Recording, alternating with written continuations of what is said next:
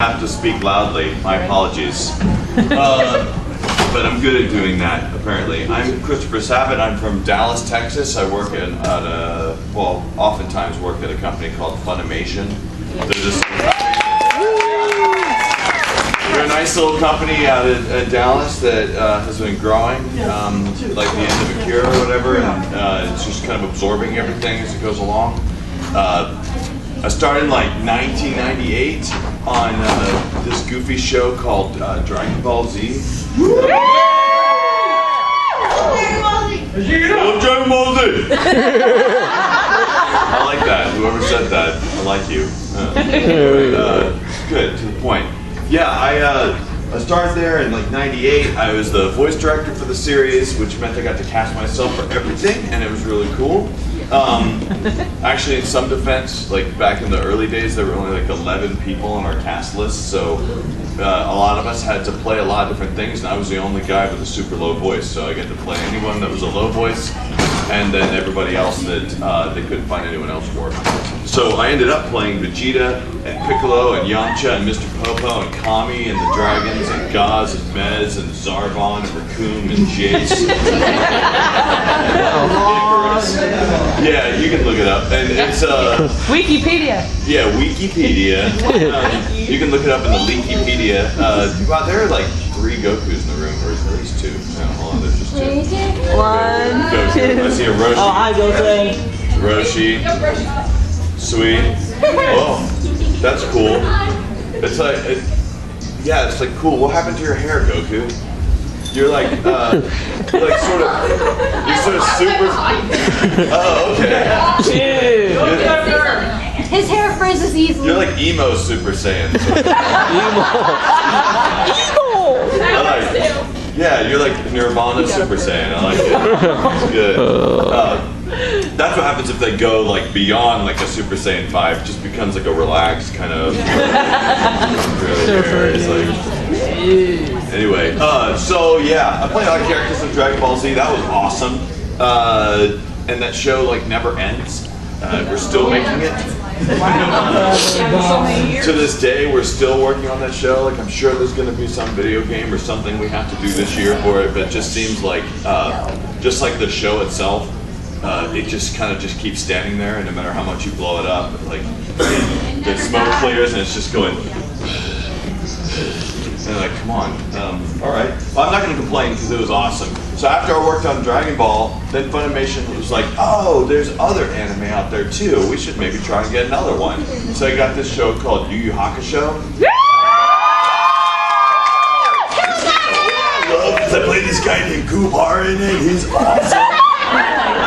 He has a sword and a cat named Aikichi. And he has a spirit sword and a pinky finger of love. He has a crush on Hiei's sister. And he has a crush on Hiei's sister. Why do you like cats so much? I don't know. Because they're awesome. He likes cats and Megalica, which makes no sense. Cats and heavy metal music. Awesome. So, It's a proper balance. yeah, so I played that dude on that show, and then let's see what happened after that. Then we worked on a show called Blue Gender, which was like the first show that, honestly, it was like one of the first shows that kind of paved the way for the type of recording that we do now, because it was on Blue Gender, where I was like, come on, we've got to get all the assets. I want to be able to hear the Japanese voice. I want to be able to hear the sound effects. I want to hear the music when we do this. But because before, when we worked on Dragon Ball Z, they were like, the Japanese weren't really quick when it came to delivering materials for Dragon Ball. In fact, the show had been dubbed like 8,000 years ago in Japan. And so I think all their materials were just floating on a boat somewhere. So we ended up getting most of the materials for the early recordings of Dragon Ball from Mexico. So when we listened, so if we even attempted to listen to the early dubs, we didn't hear the Japanese voices. We heard like the Mexican voices. And that's when I learned that Chi-Chi was named Milk in the Japanese dub. I'm sorry, in the Mexican dub, because Chi-Chi means boob or something like that. So that didn't stick. And then the same thing with Yu Yu Hakusho. We just really weren't able to, like, when we were working on these giant machines, that had the video on it, so we couldn't listen to what was on that video cassette. So we just kind of had to guess a lot of it. Blue Gender was the one where we first started really studying how the Japanese do their voice work and tried to mimic that. It may or may not have worked, but it did definitely set the stage for other shows, like the next one I was in, which is a show called Fruits Basket. Fruits Basket is a very unique show in my life. Yes, it is. And I don't think I've ever quite played anything quite gosh. anywhere nearly as flamboyant as that character. I'm oftentimes cast as dudes who have swords or huge muscles or don't have their shirts on most of the time. But he's fancy in his own way. For you. What? Oh, you're gonna make me take off my shirt? No, I got for you. I don't mind. Oh. Apparently this is timely. This is appropriate. Should I open it now? Yes. Yes. Okay. Open it! Open it. Open it. Open it. Open it. It's an animal. I don't know if it's breathing. What It's is a dead this? hamster. It's a mug. It's a mug. Filled with Because you candy. said about the shirt last night. Oh. Oh my god! The mug. That is the best thing I've ever seen. This beautiful mug has been passed down the Armstrong line continually. Sweet. I will drink hot sparkles every morning out of it. Thank you. That's really sweet. I love this. Is so cool. Plus you got some candy and stuff in Yeah, there. and some contraceptives. What are those for? No, and Pocky. I sometimes Pocky wish. and grape candy. That grape candy's really good. I'm gonna eat it right now. Actually, I hope it doesn't do to me what it did in a. I was at a meeting in Japan. Yeah. I was working on a video game with Namco Bandai, and I was at the DIMPS headquarters, who was the developer at the time. And on the way to the meeting that I had with them, I stopped by the convenience store, like a Japanese convenience store, like it was in the train station. And they had all this crazy candy, and I'm fascinated with just candy of all sorts.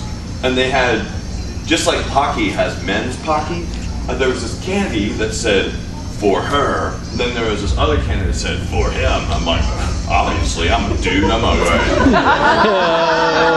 I mean, the man candy. So I grabbed it, and I didn't actually try it until I was sitting in the meeting, and I was really jet lagged, I was super tired, and I opened it up, I pop one of the candies in my mouth, and it's like, you know, whatever, it tastes like eucalyptus or something like that. And so I'm like, wow, my breath is fresh. Meeting's going on, all of a sudden they ask me a question, I'm like, oh, wait.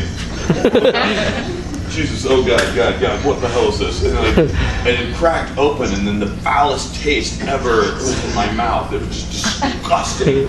And I'm like, what is this candy? And they're like, oh, it's also fish egg. So it's like, it's supposed to be good for testosterone. Nasty. It's so gross. So yeah, don't get mysterious candy in Japan. Eat it before you go into your meeting and determine whether it has fish eggs in it or not. It was so thank you for this. Hey, no problem. So yeah, Ayami and Fruits Basket was interesting. He's very tall. He has a lot of skills in making dresses, and I think he might have liked boys. Actually, I think he was attracted to men and women. We all know he was Point was We good. know the truth. And, He looks beautiful in a wedding he had a dress. crazy laugh. And he was really fun to play, honestly. I didn't expect to, like when I saw Fruits Basket come in, I watched some of the episodes. I was talking to Justin, and he was like, hey, I've got a part for you on the show. I'm like, oh, is it that guy Hattori? I think I'd like Hattori. He goes, no, actually, Kent Williams is going to play him. I'm like, well, who am I going to play? And he goes, oh, I think you'll like it. And he handed me the episode on tape. And I went home and watched it. I'm like, nice person, you. Thank you for casting me. And then after that, it kind of gets really blurry. We started dubbing into the Dragon Ball series after that, and that was really fun. I played Yamcha in Dragon Ball, who's an awesome character in Dragon Ball. Like, he's way cool in Dragon Ball. He's like got a cat, he's super powerful, and it's like a desert punk, and he has problems with like girls or whatever. But then man, when it gets to Dragon Ball Z series, something really bad happens to him. Like, I guess when a hand goes through your pierces your stomach and all the way through your heart, and like you die, and then you come back to life, and maybe you die again or whatever, that can probably affect you. But it really didn't do wonders for Yamcha's personality. By the end of the show, he's just so super lame. He's just sitting around with Chi-Chi, like, so if Goku dies, do you like want to date her? That was really, really bad. The voice actor John Bergmeyer, who plays Tien Shinhan, he and I have this joke rivalry between Tien and Yamcha as to who's the douchiest between the two.